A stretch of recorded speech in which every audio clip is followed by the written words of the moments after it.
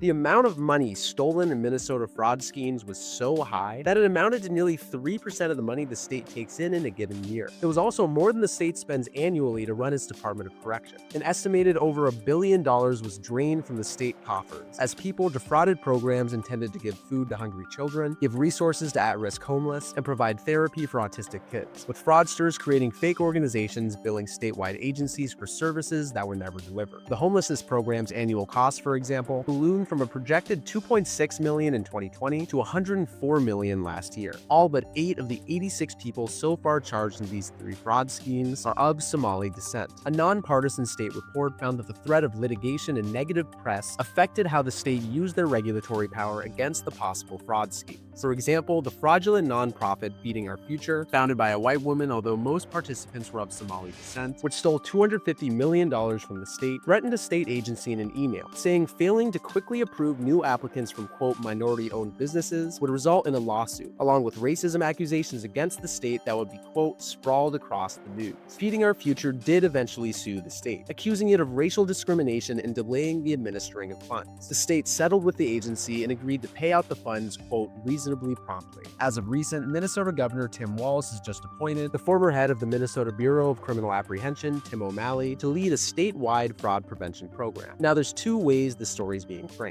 Those on the right argue that this story is an example of how immigrants and their communities can take advantage of Americans who play by the rules and succeed at their expense. But when they come from hell and they complain and do nothing but bitch, we don't want them in our country. They also use it as evidence of wokeness and pandering to a large Democratic voter base, getting in the way of walls and state agencies pursuing the fraud more aggressively. And in general, how this is a textbook example of why generous social safety programs are inefficient and overly idealistic, ultimately doing more harm than good. Those on the left argue that this story is being used to drum up racist and anti-immigrant sentiment against the Somali community, a vast majority of which had no participation in these schemes. To demonize an entire community on the actions of a few, it's lazy. They argue that the main reason this fraud persisted is because they were trying to get money out to those who needed it during the COVID crisis. And just because a safety net program was defrauded doesn't mean the program itself is bad. And because this story is being heavily undercovered by left-leaning news orgs, we're labeling it as a blind spot